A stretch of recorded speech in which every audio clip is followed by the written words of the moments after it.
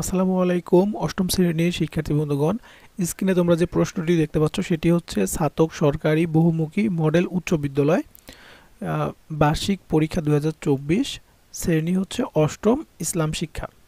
তো প্রথমে আমরা এখানে যে নৈর্ব্যক্তিক অংশগুলো আছে নৈর্ব্যক্তিক অংশগুলো দেখে নিব। তো তোমরা তোমাদের গাইডে সঙ্গে মিলিয়ে নেবে এবং সঠিক অ্যান্সারগুলো দেখে নেবে। ক নাম্বার, হাসর অর্থ কী? হাসর অর্থ হচ্ছে এখানে দেয়া আছে একত্রিত হওয়া। তকদির কত প্রকার? তারপর পৃথিবীতে যত ইট পাথর আছে আমি তাদের চেয়েও বেশি মানুষের জন্য কিয়ামতের দিন সাফায়াত করবে, এই কথাটি কে বলেছেন? তারপরে হচ্ছে শিরক কিসের বিপরীত? তারপরে হচ্ছে তাকওয়া অর্জনের মাধ্যমে ইবাদতের মৌলিক উদ্দেশ্য নয়। তারপর হচ্ছে আল্লাহর ভয়ে যাবতীয় নিষিদ্ধ কাজ থেকে দূরে থাকার নাম কি? তারপর জাকাত ফরজ হওয়ার শর্ত কয়টি? তারপর কোন ঋতুতে কুরাইশদের সফরে আসক্তি ছিল? হাদিসের অংশ কয়টি? অপচয় ও কৃপণতার মাঝামাঝি পন্থা কি? মিতব্যয় কাকে খুশি করতে বারবার কি বারবার দেখতে যাওয়া উত্তম? রোগীকে। তারপরে অশ্লীলতা যে কোনো জিনিসকে খারাপ করে এবং লজ্জাশীলতা কোনো জিনিসকে সৌন্দর্যমণ্ডিত করে। হাদিসটি কোন গ্রন্থ থেকে নেওয়া হয়েছে?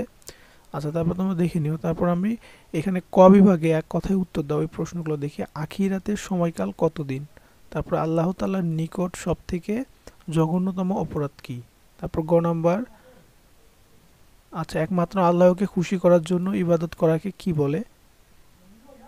হজের বিধান অস্বীকারীকে হিসাবে কি? জাস্ট বুঝতেছি না। তারপর তোমরা দেখে নাও নিসাব কাকে বলে, হাদিসের মূল বক্তব্য কি? তারপরে কোনো মুসলিম সকালবেলা কোনো রোগী দেখতে গেলে কত হাজার ফেরেশতার সাথে রওনা দেন? তারপরে শালীনতা বদরের যুদ্ধে কি? তারপর হচ্ছে সহানুভূতি কাকে বলে? তারপর 5টি প্রশ্নের উত্তর দিতে হবে, সংক্ষিপ্ত প্রশ্ন।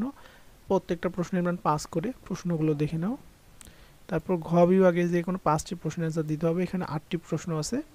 সো তোমার প্রশ্নগুলো শিরক থেকে নিজেকে দূরে রাখার উপায়, তারপরে হচ্ছে ফরিদ ও সেলিম দুই বন্ধু, তোমরা এইগুলো দেখে নাও।